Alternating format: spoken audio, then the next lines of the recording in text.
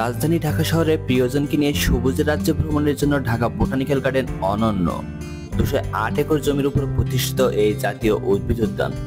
বাগান ছাড়াও রয়েছে পুকুর, দিঘি ও ঘাসে ঢাকা সবুজ মাঠ। সবকিছু মিলিয়ে ঢাকা বোটানিক্যাল গার্ডেন এক অসাধারণ জায়গা।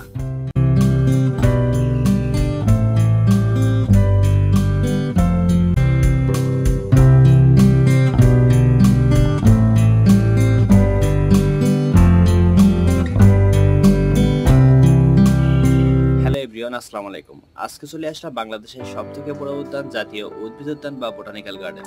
এটি মিরপুরে অবস্থিত। আপনারা 1 নম্বর থেকে অটো অথবা রিকশাতে করে এখানে খুব দ্রুত চলে আসতে পারবেন। তো আজকের ভিডিওতে শেফা এবং আমি দুজনে আছি।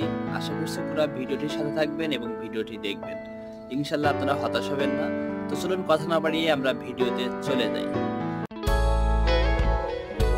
প্রথমে আমরা মিরপুর 1 নম্বর সনি সিনেমা হল থেকে রিকশা করে চলে আসলাম ঢাকা বোটানিক্যাল গার্ডেন এবং এটি হচ্ছে ঢাকা বোটানিক্যাল গার্ডেনের মেন গেট।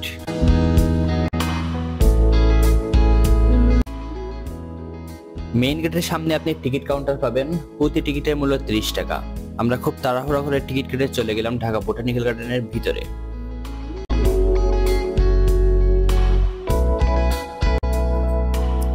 তো এটি হচ্ছে বোটানিক্যাল গার্ডেনে প্রবেশের পর প্রথম রাস্তা এবং এই রাস্তার পাশে গোলাপ বাগান আছে এবং এই গোলাপ বাগানে বিভিন্ন প্রজাতির গোলাপ ফুল আছে, যেটা আপনারা কিনতেও পারবেন।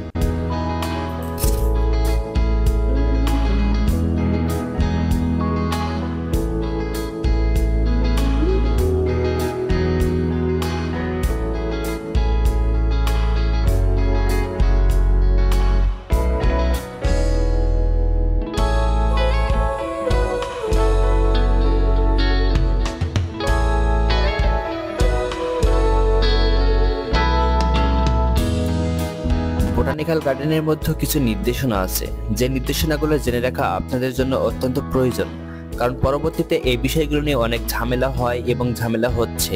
সো আপনারা এই বিষয়গুলো অবশ্যই মনে রাখবেন এবং জেনে রাখবেন। তো দর্শক, আমরা এখন বোটানিক্যাল গার্ডেনের পদ্ম পুকুরে আসলাম। যে বোটানিক্যাল গার্ডেনে আসে সে অবশ্যই পদ্ম পুকুরে আসবেই, এটা হচ্ছে বাস্তবতা।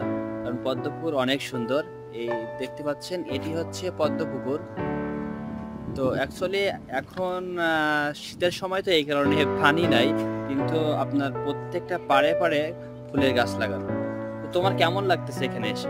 মোটামুটি ভালোই লাগলো, এখন তো পানি নাই, তারপরেও দেখছো প্রত্যেকটা পাড়ে পাড়ে কিন্তু একদম উপর পর্যন্ত কিন্তু গাছ লাগানো।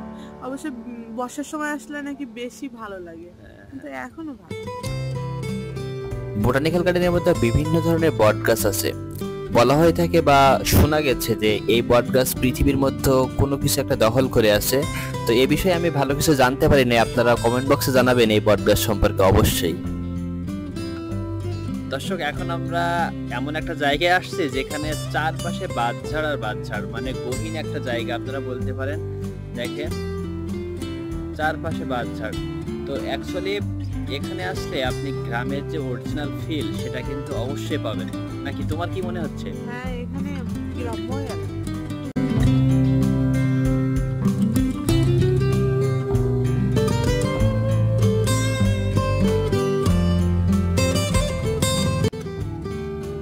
তো দর্শক, আজকের ভিডিও এখানে শেষ করলাম। আশা করছি ভিডিওটি খুবই ভালো লাগছে। যদি ভালো লাগে থাকে তাহলে লাইক, কমেন্ট এবং শেয়ার করবেন এবং দেখা হচ্ছে পরবর্তী ভিডিওতে। সবাই ভালো থাকবেন, সুস্থ থাকবেন। আল্লাহ হাফেজ।